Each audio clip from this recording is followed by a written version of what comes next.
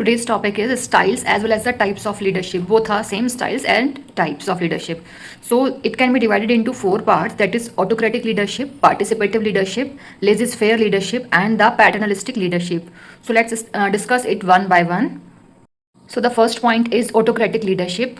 अब यहाँ पे इस ऑटोक्रेटिक लीडरशिप को with the help of diagram मैंने एक्सप्लेन करने की कोशिश की है। डायग्राम की हेल्प से क्या होता है कि with in a minimum time में आप चीज़ों को अच्छे से समझ जाते हैं। यहाँ पे क्या मिड में एक लीडर है, लीडर के अंडर में क्या ये सारे एफ मीन्स फॉलोवर्स हैं, ठीक है। एरोस के थ्रू आप डिनोट कर सकते हैं, समझ सकते हैं इसको कि एक लीडर है, उसके अंडर में बहुत सारे फॉलोवर्स हैं। लीडर अपने अकॉर्डिंग जो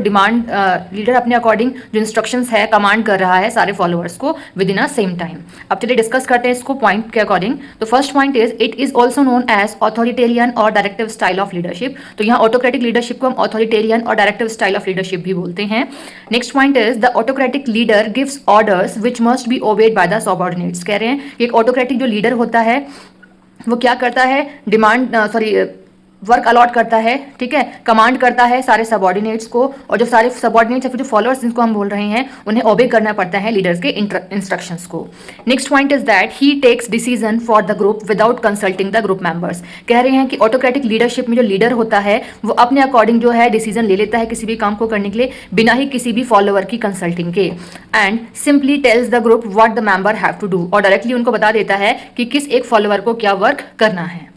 ये होता है हमारा ऑटोक्रेटिक लीडरशिप। कुछ ना भी समझ में आए तो आप डायग्राम के थ्रू समझ लीजिए कि जो यहाँ पे कॉन्वर्सेशन है, जो कम्युनिकेशन है वो वन वे कम्युनिकेशन है, कि लीडर जो भी कुछ कह रहा है, जो भी वर्क अलॉट कर रहा है, ठीक है, मतलब कुछ भी इंस्ट्रक्शन दे रहा है, कुछ भी कर रहा है, तो यहाँ पे लीडर के थ्रू है कम्युनिकेशन। फॉलोअर्स अपने अकॉर्डिंग कुछ भी कम्युनिकेट यहाँ पे लीडर को नहीं करेंगे, ठीक है। ये हमारा पॉइंट 2 इज पार्टिसिपेटिव और डेमोक्रेटिक लीडरशिप। तो यहाँ पे डायग्राम के थ्रू आप समझ सकते हैं कि एक लीडर है, उसके अंडर में सारे फॉलोअर्स वर्क कर रहे हैं, और जो कम्युनिकेशन है जो एरोस के थ्रू यहाँ पे डिनोट किया जा रहा है कि एक लीडर भी कम्युनिकेट कर रहा है फॉलोअर को, एंड देन फॉलोअर भी कम्युनिकेट कर रहे हैं लीडर को, एज वेल एज जितने भी फॉलोअर्स हैं वो भी आपस में कम्युनिकेट कर सकते हैं। तो क्या है, एक तरीके से यहाँ फ्री कॉन्वर्सेशन है विद इन ईच अदर, है ना। तो चलिए अब डिस्कस करते हैं पॉइंट के साथ, ठीक है। फर्स्ट पॉइंट इसमें क्या कहता है, a democratic leader is one who gives orders after consulting the group. कह रहे हैं कि एक डेमोक्रेटिक जो लीडर होता है वो ऑर्डर्स इंस्ट्रक्शंस देता है जब वो कंसल्ट कर लेता है अपने फॉलोअर्स के साथ किसी भी चीज को, देन उसके बाद वो क्या करता है, ऑर्डर्स देता है अपने फॉलोअर्स को, ठीक है। Next point is team participation, कि यहाँ जो पार्टिसिपेशन होता है, जितने भी टीम के मेंबर्स होते हैं यहाँ सभी का पार्टिसिपेशन होता है, कोई भी चीज का फाइनल डिसीजन लिया जाए उसमें, है ना। Next point is shared decision making, कि अगर हमें किसी भी चीज का डिसीजन लेना है तो वो क्या डिसीजन मेकिंग जो लिया जाएगा वो शेयरिंग कॉन्वर्सेशन के साथ लिया जाएगा, ठीक है। ऐसा नहीं कि अपने आप लीडर जो है किसी भी चीज का डिसीजन ले सकता है, नहीं, सभी लोग आपस में बैठेंगे, कॉन्वर्सेशन करेंगे, देन एट लास्ट जो बिल्कुल ठीक लगता है, परफेक्ट लगता है, कंपनी के लिए प्रॉफिटेबल लगता है, वो डिसीजन ले लिया जाता है, ठीक है। Next point is open communication. मैंने कहा कि यहाँ पे जो कम्युनिकेशन होगा वो बिल्कुल ओपन कम्युनिकेशन है, चाहे वो लीडर फॉलोअर के साथ हो, फॉलोअर का लीडर के साथ हो, और या फिर फॉलोअर्स का ही आपस में फॉलोअर्स के साथ। It means with in same group भी हो सकता है, सीनियर टू जूनियर भी हो सकता है, जूनियर टू सीनियर भी हो सकता है। And the next point is that increased moral. यहाँ पे क्या है कि जो एम्प्लॉयज़ हैं कंपनी में काम जो कर रहे हैं, जो फॉलोअर्स हैं, उनका मोरल जो है वो इंक्रीज होता है, बूस्टअप होता है। क्यों बूस्टअप होता है, जब कभी भी एक सीनियर पर्सन अपने जूनियर की क्या है राय लेता है किसी भी चीज़ में, उसके व्यूज़ लेता है, तो क्या है कहीं ना कहीं जो हमारा जूनियर पर्सन है वो मोटिवेट होता है काम को करने के लिए, कि कहीं ना कहीं जो हमारा सीनियर है वो हमें वैल्यू दे रहा है, इंपॉर्टेंस दे रहा है, तो इसकी वजह से क्या नाम है, कहीं ना कहीं एक मोरल जो है बूस्टअप होता है एम्प्लॉय का, और वो ढंग से काम को कर पाता है perfectly. Next third point is free rein as well as laissez faire leadership. अब देखिए नाम से ही समझ में आ रहा है फ्री रेन, कि यहाँ पे जो रेन है बिल्कुल फ्री है। इट मीन देखिए क्या समझ में आ रहा है डायग्राम से कि एक लीडर है, वो लीडर कहीं ना कहीं दो फॉलोअर्स के साथ कनेक्टेड है, जो एक सिंगल पर्सन फॉलोअर और यहाँ पे एक ऐसे फॉलोअर के साथ कनेक्टेड है जिसमें वही फॉलोअर कहीं ना कहीं 2 या 3 फॉलोअर्स के साथ कनेक्टेड है, और इसके अलावा 2 या 3 फॉलोअर्स हमारे ऐसे जो किससे भी कनेक्टेड नहीं है, ठीक है। एक तरीके से जहाँ पे कम्युनिकेशन का जो रेन है वो एक तरीके से फ्री है, फ्री फ्लो ऑफ कम्युनिकेशन कह सकते हैं आप इसको, है ना। तो चलिए पॉइंट वाइज समझ लेते हैं। यहाँ पे लिखा है first point, a free rein leader does not lead but leads the group entirely to itself. कह रहे हैं कि जो एक फ्री रेन लीडर होता है वो लीड नहीं करता ग्रुप को, बट वो इस तरीके से मोटिवेट करके रखता है अपने एम्प्लॉयज को या फॉलोअर्स को कि वो इटसेल्फ खुद से ही काम को करने के लिए ऑलवेज मोटिवेटेड रहें। Next point is a free rain manager avoids using powers, कि जो एक फ्री रेन मैनेजर होता है उसके पास पावर्स तो होती हैं, बट उन्हें वो अवॉइड करता है कि वो अपनी पावर्स को यूज करे और वो इंप्लीमेंट करे अपने जूनियर्स पे। तो कहीं ना कहीं से क्या होता है, जूनियर्स थोड़ा हर्ट हो जाते हैं जब कोई एक सीनियर बार बार कमांड कर रहा होता है, कमियां निकालता है उनके वर्क में, है ना, तो वो चीज़ वो नहीं करना चाहता। Next point is high level of motivation, कि फ्री रेन लीडरशिप में क्या होता है, जो मोटिवेशन होता है वो हाई लेवल का रहता है। क्यों रहता है, बिकॉज ऑफ कि जो फॉलोअर्स होते हैं वो अपने अकॉर्डिंग अपने आप काम को करते हैं। एट लास्ट इज कि इन्हें रिजल्ट अचीव करके देना होता है, it's depend on the followers की वो वर्क को कैसे अचीव करेंगे। Next point is because of self controlling system. यहाँ पे क्या है, सेल्फ कंट्रोलिंग सिस्टम, क्योंकि सभी लोग अपने अपने आप काम करते हैं, तो लीडर्स कंट्रोल इज ऑलमोस्ट निल। जो लीडर का कंट्रोल होता है वो ऑलमोस्ट निल ही रहता है। Next point is most of the authority is transferred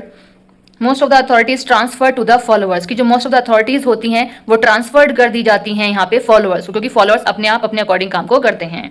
next is the work of determining policies is assign to the followers. कह रहे हैं जो कंपनी की पॉलिसीज बनी होती हैं काम को करने के लिए, उसके अकॉर्डिंग वर्क असाइन तो किया जाता है फॉलोअर्स को, बट किसी भी लीडर का कोई भी इंटरफेरेंस नहीं होता। अगर होता है तो minimum to minimum, it mean ना के बराबर उसमें इंटरफेरेंस होता है फॉलोअर का।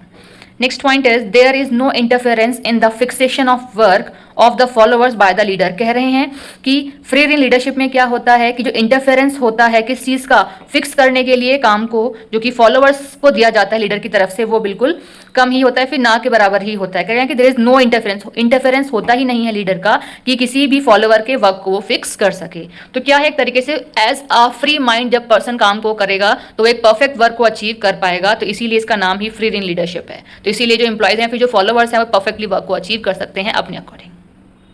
Fourth and the last point is paternalistic leadership. यहाँ भी नाम से समझ में आ रहा है, paternalistic is just related with the parents. ठीक है, अब क्या है ये एक बार समझ लेते हैं। यहाँ पे कोई डायग्राम नहीं है। First point is that the style of leadership is based upon sentiments and emotions of people.